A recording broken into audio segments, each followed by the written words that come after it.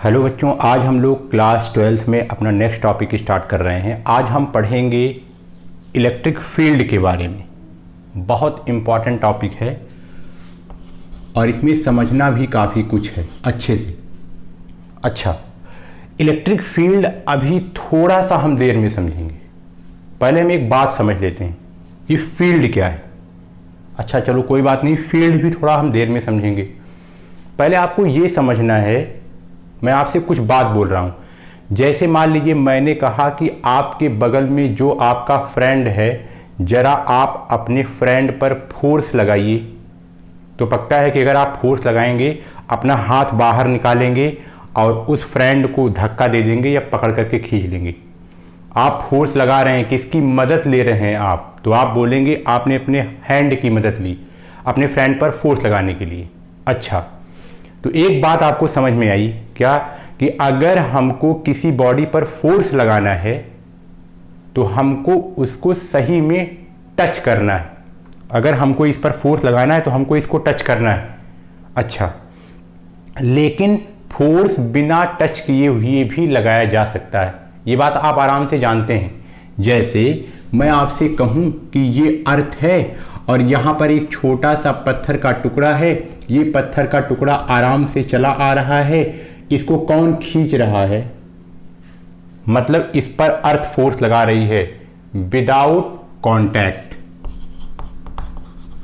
Without contact क्या लगाया जा रहा है, फोर्स। फिर से सुनिए, एक मैग्नेट है, दूसरा मैग्नेट है, ये मैग्नेट इस पर या ये मैग्नेट इस पर क्या लगा रहा है, फोर्स विदाउट कांटेक्ट। यहां भी विदाउट कांटेक्ट। फिर से सुनिए, एक चार्ज है, ये दूसरा चार्ज है, ये इस पर फोर्स लगाता है, ये इस पर फोर्स लगाता है, यहां भी क्या, विदाउट कांटेक्ट। विदाउट कांटेक्ट यहां भी फोर्स काम कर रहा है, यहां भी फोर्स काम कर रहा है और यहां भी फोर्स काम कर रहा है। तो आपको एक बात समझ में आती है कि फोर्स हम दो तरीके से लगा सकते हैं। अच्छा, पहला तो हम किसी को टच करके, जब अगर हम किसी दूसरी बॉडी पर फोर्स लगा रहे हैं, जब हम लगा रहे हैं तो इसका मतलब हमको एक्चुअल में कांटेक्ट करना पड़ रहा है। लेकिन हम किसकी हेल्प ले रहे हैं, किसकी हेल्प से हम फोर्स लगा रहे हैं, तो हम बोलेंगे हमने अपनी हाथ की हेल्प से फोर्स लगाया है। अच्छा, अब यही बात, एक बात आप अपने मन में थोड़ा पचाइए कि ये बात है कि ये अर्थ बिना इसके कांटेक्ट में है, फिर भी ये इसको खींच ले रही है। यहां से कोई हाथ भी नहीं निकल रहा कि पकड़ के खींच लेती, तो आखिर ये किसका इस्तेमाल कर रही है, तो वही बात आप ध्यान से सुनिए, ये फील्ड का इस्तेमाल कर रही है। जैसे हम लोग अपने हाथ का इस्तेमाल करते हैं, वैसे जहां पर विदाउट कांटेक्ट फोर्स लगता है वहां पर फील्ड रहती है, मतलब फील्ड को ढाल बना करके ये इसको खींच रहा है। फिर से ये भी, यहां भी क्या है, फील्ड, यहां भी क्या है, फील्ड। तो फील्ड क्या होती है, कुल मिलाकर के जैसे हमारा हैंड है वैसे फील्ड है। जैसे हम किसी बॉडी पर फोर्स लगाते हैं किसकी हेल्प से, अपने हैंड की हेल्प से, वैसे बहुत बॉडी कांटेक्ट तो नहीं कर पाती है एक्चुअल में, लेकिन अगर वो उसे किसी दूसरी बॉडी पर फोर्स लगाना है तो उसका हाथ जो है वो फील्ड है, मतलब वो फील्ड के माध्यम से किसी दूसरी बॉडी पर क्या लगाती है, फोर्स। तो वही फील्ड लिखा है, field, force applied without physical contact with help of field. ये बात आपको समझ में आती है। अच्छा, अब इसमें एक बात आप ये समझ गए, इसका मतलब जहां पर आप देखें क्योंकि कोई कांटेक्ट नहीं है तब भी वो उसी की तरफ खींचा या उससे दूर चला जा रहा है, मतलब फोर्स लग रहा है, इसका मतलब समझ जाइए कि वहां फील्ड के माध्यम से फोर्स लग रहा है। ये बात अभी आपको पचाना थोड़ा मुश्किल रहेगा, लेकिन आपने इसको रियल में देखा है भाई, सेब को गिरते हुए देखा है विदाउट कांटेक्ट, मैग्नेट को मैग्नेट से खींचते हुए देखा है, एक चार्ज दूसरी चार्ज बॉडी आपस में अट्रैक्ट या रिपल करते हुए देखा है विदाउट कांटेक्ट, तो आप इसको पचा ले जाएंगे। कुल मिलाकर के आपको ये बात ऐड करनी है, ये किसकी माध्यम से फोर्स लगाती है, तो आप बताएंगे कि फील्ड के माध्यम से, जैसे हम लोग हाथ के माध्यम से लगाते हैं वैसे ये फील्ड के माध्यम से फोर्स लगाया करेगी। ये बात आपको समझ में आई। अब एक बात और आप ध्यान से सुनिए, हमें यहां पढ़ना है इलेक्ट्रिक फील्ड। अब बहुत ध्यान सुनिएगा, जब मास रहता है, मास, देखिए ये अर्थ जो है अपने चारों तरफ फील्ड करी है। अगर फील्ड, अब भाई यहां पर फील्ड है, ये फील्ड किसके कारण है, तो आप कहेंगे मास के कारण। जब मास के कारण है तो मास के कारण जनरेट फील्ड को हम लोग ग्रेविटेशनल फील्ड बोलते हैं। अच्छा, यहां हम लिख नहीं रहे क्योंकि आप पहले इसको पढ़ चुके हैं। वैसे कोई मैग्नेट है, यहां भी फील्ड है, तो कोई मैग्नेट के कारण जब फील्ड रहेगी तो उसको मैग्नेटिक फील्ड बोलेंगे। अच्छा, हमको इससे काम है, यहां पर चार्ज और चार्ज के बीच में विदाउट कॉन्टैक्ट फोर्स लग रहा है, इसका मतलब यहां फील्ड है। तो जो ये वाली फील्ड है, चार्ज के कारण जो जनरेट फील्ड है, उसका नाम है इलेक्ट्रिक फील्ड। तो हमें इलेक्ट्रिक फील्ड के बारे में ही पढ़ना है। अब देखिए इलेक्ट्रिक फील्ड क्या है। अब वही कह रहा है इलेक्ट्रोस्टैटिक फोर्स को मिला के आपको एक बात समझ में आती है कि हाँ फोर्स लग रहा है। Electrostatic force applied between two charge without physical contact with the help of electric field.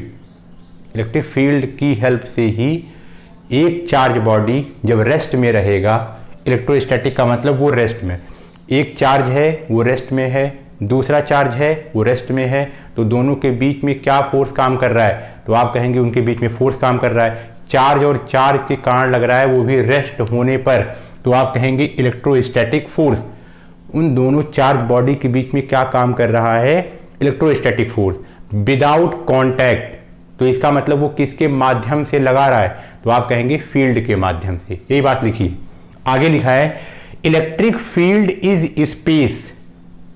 अब भाई कोई भी अगर चार्ज है, अगर वो किसी दूसरी चार्ज बॉडी पर ही फोर्स लगाएगा तो इसका मतलब वो फील्ड के माध्यम से, जो फील्ड होती है वो पूरी तरीके से उसके चारों तरफ की 3D स्पेस होता है।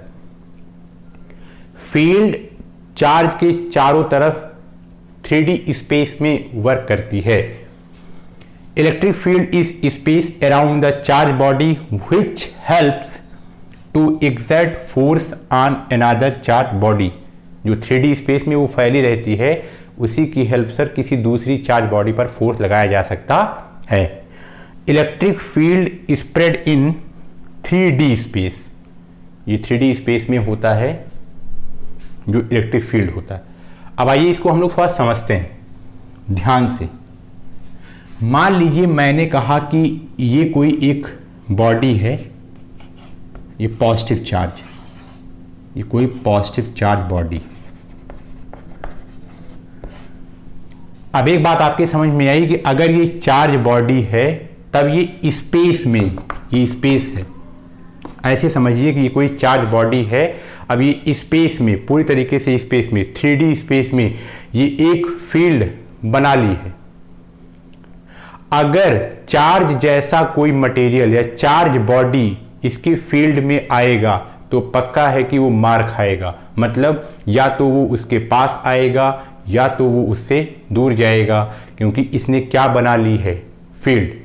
तो अगर ये कोई एक चार्ज बॉडी है तो ये चारों तरफ क्या बनाया है, तो आप कहेंगे ये चारों तरफ फील्ड बना लिया है, फील्ड।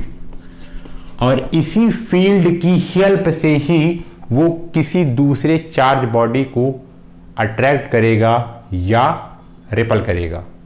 अच्छा, अब एक बात ये आती है कि आखिर कैसे चेक करें कि इसमें फील्ड है या नहीं, फील्ड, इसमें कुछ फील्ड है या नहीं, इसको कैसे चेक करें। अच्छा, मान लो यहाँ कोई बहुत भारी भरकम चार्ज रखा है, हम ही चले जाते हैं, तो भाई मैंने आपको ये बताया था कि चार्ज बॉडी से ही इंटरेक्ट करेगी, वो विदाउट चार्ज बॉडी से इंटरेक्ट नहीं करेगी। तो हमको तो वो कुछ नहीं करेगी। इसका मतलब हम यहाँ खड़े हो जाएं और अगर हम ये चेक करना चाहें कि यहाँ पर कोई फील्ड है कि नहीं, यहाँ पर कोई फोर्स लग रहा है या नहीं, तो नहीं पता चलेगा। तो हमें क्या लाना पड़ेगा, तो हमें एक चार्ज बॉडी लाना पड़ेगा। अब वही जो चार्ज बॉडी हम ले आ रहे हैं, जरा आप इसके बारे में थोड़ा समझिए। तो हम कौन सी चार्ज बॉडी ले आएंगे, तो इसको हम लोग बोलते हैं टेस्ट चार्ज।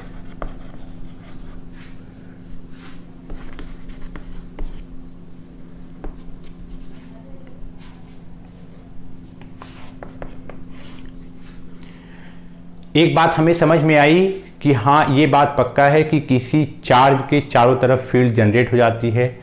उस फील्ड की अगर हमको ताकत देखनी है, वो है कि नहीं है, मौजूद है या नहीं है, तो पक्का है कि हमें कोई एक चार्ज बॉडी लानी पड़ेगी।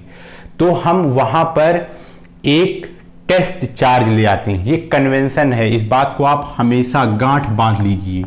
ये क्या है? कन्वेंशन है कि टेस्ट चार्ज हम लोग बहुत स्मॉल लेते हैं। बहुत क्या लेते हैं? स्मॉल। और ये कौन से नेचर का होता है? पॉजिटिव नेचर का। ये कन्वेंशन है। टेस्ट चार्ज कुल मिलाकर के देखिए, इसका नाम ही टेस्ट चार्ज है। ये सिर्फ देखने जाएगा कि वहां फील्ड है या नहीं, बस। इसका अपना कोई इन्फ्लुएंस नहीं होगा। इसकी वैल्यू टेंड्स टू 0 होगी। मतलब इसीलिए यहां क्यू नॉट लिखा है, मतलब इसकी कोई औकात नहीं है। ये लगभग बहुत छोटा है, बहुत स्मॉल। इसकी कोई अपनी पावर नहीं है। इसका केवल हम लोग हेल्प लेते हैं। इसकी केवल हेल्प लेंगे कहीं पर कि हाँ, कहीं पर फील्ड मौजूद है या नहीं। हम इसको बड़ा नहीं ले सकते। अगर हम किसी की फील्ड चेक करने जा रहे हैं कि कौन कितना पावरफुल है, तो इसका मतलब ये पक्का है कि हमें बहुत ही स्मॉल पार्ट वहां ले जाकर के चेक करना पड़ेगा। हम अगर बड़ा पॉजिटिव चार्ज ले लेते हैं तो पता लगा कि वो दूसरे पॉजिटिव जिसकी हम फील्ड चेक करने जा रहे हैं, पता लगा कि वो उसी को खिसका देगा। अच्छा, तो इसीलिए जो ये टेस्ट चार्ज है, इसको हम लोग बहुत स्मॉल लेते हैं। इसका इन्फ्लुएंस बहुत कम होता है। अब जैसे मान लीजिए मैंने कहा कि यहाँ पर कोई एक चार्ज है पॉजिटिव। अब ये अपना फील्ड ऐसे यहाँ पर पूरी तरीके से फैलाया हुआ है, ऐसे। अब हमको पता है कि हम तो नहीं चेक कर पाएंगे। हमको क्या लाना पड़ेगा? मान लीजिए ये ऐसे फील्ड है इसकी स्पेस में।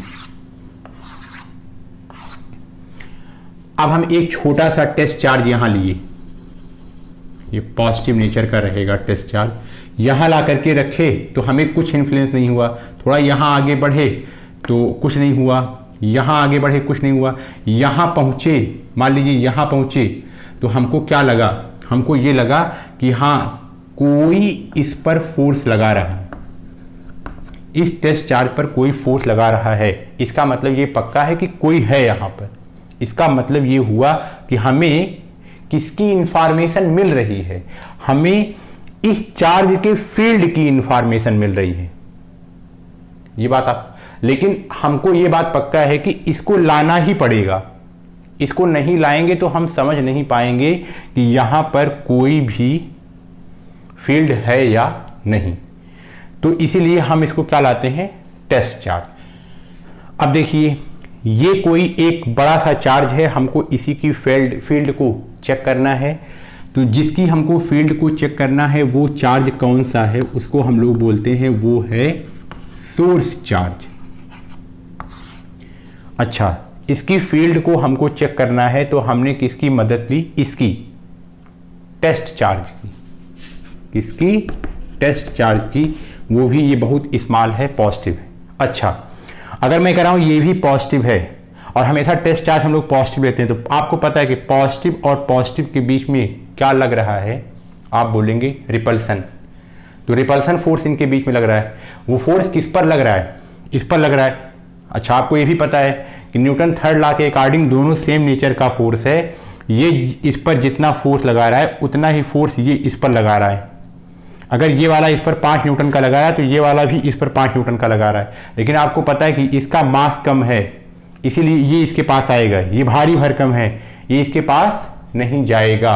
मतलब ये वाला इस पर फोर्स लगा रहा है, ये पक्का है। मान लीजिए मैंने कहा कि ये फोर्स लगा रहा है F, ये इस पर फोर्स लगा रहा है F, और ये वाला इस पर फोर्स लगा रहा है F। हमको तो इससे मतलब है, क्योंकि ये वाला जो लगा रहा है इसका कोई इससे मतलब नहीं है, क्योंकि ये इसको इन्फ्लुएंस नहीं कर पाएगा। अच्छा, ये इस पर फोर्स लगा रहा है कितना, मान लीजिए मैंने कहा F। फोर्स किस पर लग रहा है, तो आप ये बोलेंगे यूनिट टेस्ट चार्ज पर फोर्स लग रहा है। तो यहां पर एक डिफिनीशन ये बनी क्या, अब आपको ये बात समझ में आई क्या, कि इन दोनों के बीच में रिपल्सन फोर्स काम कर रहा है। ये वाला इस पर रिपल्सन का फोर्स लगा रहा है F, ये वाला इस पर रिपल्सन का फोर्स लगा रहा है F। अच्छा, दोनों का मैग्नीट्यूड सेम है, हमको मतलब इससे है, तो हम ऐसे बोल सकते हैं कि जो ये टेस्ट चार्ज है Q नॉट पर फोर्स कितना अप्लाई हो रहा है, तो आप बोलेंगे F। तो जितना भी चार्ज हमने टेस्ट चार्ज लिया था, इसके यूनिट पार्ट पर कितना फोर्स लग रहा है, तो यहां आप 1 करेंगे तो आप बोलेंगे F अपान Q नॉट। ये तो unit test charge per, unit का मतलब उसके एक वैल्यू पर, उसके एकांक पार्ट पर, उसके यूनिट पार्ट पर कितना फोर्स अप्लाई हो रहा है, इसी को हम लोग बोलेंगे F अपान Q नॉट। और इसी क्वांटिटी को हम लोग बोलते हैं E, और इसको हम लोग बोलेंगे E। ये भी एक वेक्टर क्वांटिटी है, इसको बोलते हैं इलेक्ट्रिक फील्ड इंटेंसिटी। तब हमने क्या निकाल लिया, हमने निकाला E is equal to F upon Q naught. इसी E को हम लोग या तो बोले इलेक्ट्रिक फील्ड, या इसको बोले इलेक्ट्रिक फील्ड इंटेंसिटी, नाम सेम है, या इसी E को हम लोग बोल सकते हैं इलेक्ट्रिक फील्ड स्ट्रेंथ।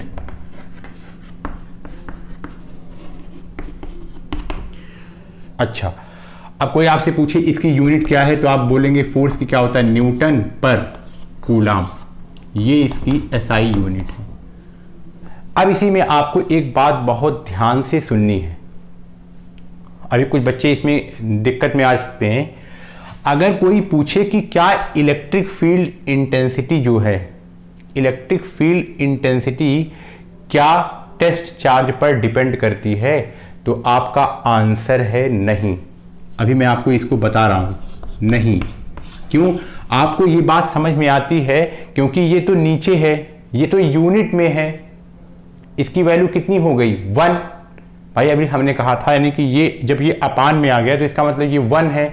इसका मतलब इलेक्ट्रिक फील्ड इंटेंसिटी या इलेक्ट्रिक फील्ड टेस्ट चार्ज पर डिपेंड नहीं करती।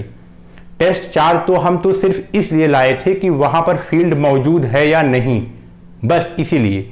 बाकी ये कहिए कि इलेक्ट्रिक फील्ड इंटेंसिटी, बाकी ये कहिए कि electric field intensity test charge पर डिपेंड करती है, तो इसका आंसर है बिल्कुल भी नहीं। अभी इस बात को आप आगे और अच्छी तरीके से समझेंगे। अब आगे इलेक्ट्रिक फील्ड इंटेंसिटी या इलेक्ट्रिक फील्ड, ये भी एक वेक्टर क्वांटिटी होती है। ये कैसी क्वांटिटी है, वेक्टर क्वांटिटी। अब ये वेक्टर क्वांटिटी है, तब इसकी डायरेक्शन क्या होगी, तो आप बोलेंगे जो फोर्स की डायरेक्शन है वही डायरेक्शन इलेक्ट्रिक फील्ड की होती है या इलेक्ट्रिक फील्ड इंटेंसिटी की होती है। डायरेक्शन इसकी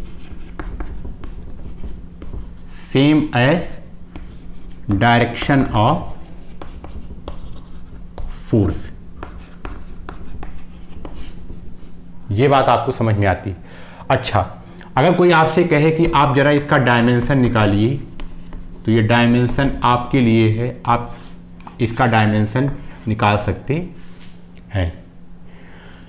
तो कुल मिलाकर के आपको ये एक बात समझ में आई, इलेक्ट्रिक फील्ड एक जरिया है किसी दो चार्ज के बीच में फोर्स अप्लाई करने का। अब आप अगला कॉन्सेप्ट समझिए। आपको समझना है electric field due to a point charge. मान लीजिए आपको कोई एक चार्ज दिया गया, ये कोई एक पॉइंट चार्ज है। अब इसके कारण कितनी फील्ड जनरेट होती है किसी एक पार्टिकुलर प्लेस पर, ये आप कैसे निकालेंगे। आपको यहां ध्यान से देखिए, यहां पर एक सोर्स चार्ज है पॉजिटिव नेचर का, मान लीजिए ये ओ लोकेशन पर रखा गया है। अच्छा, यहां से आर डिस्टेंस पर एक टेस्ट चार्ज है क्यू नॉट। आपको पता है कि भाई हमें फील्ड चेक करनी है तो हमें एक टेस्ट चार्ज तो लाना ही पड़ेगा, और ये जो टेस्ट चार्ज है ये यूनिट अमाउंट का है, तो ये हो गया क्यू नॉट। अच्छा, ये मान लीजिए P लोकेशन पर रखा है और ये यहां से R डिस्टेंस पर दूर है। अच्छा, ये भी खड़ा है और ये भी रेस्ट पे है। तो इसका क्या मतलब हुआ? इसका मतलब ये हुआ कि अब इनके बीच में एक फोर्स काम कर रहा है, पक्का है। मतलब ये इस पर फोर्स लगा रहा है इधर की तरफ, ये इस पर फोर्स लगा रहा है इधर की तरफ। हमको इससे फोर्स से मतलब नहीं है क्योंकि ये वाला फोर्स इसका कुछ कर नहीं पाएगा। अच्छा, तो ये इस पर फोर्स लगा रहा है, कुल मिला के हमें इसी फोर्स से मतलब है। अब अगर आपसे कोई पूछे बताइए यहाँ पर फील्ड कितनी, तो आपको अभी बताया गया कि आप इलेक्ट्रिक फील्ड का फार्मूला कैसे निकालते हैं, आपको पता है। We know that electric field is equal to force upon per unit test charge, ये आपको पता है।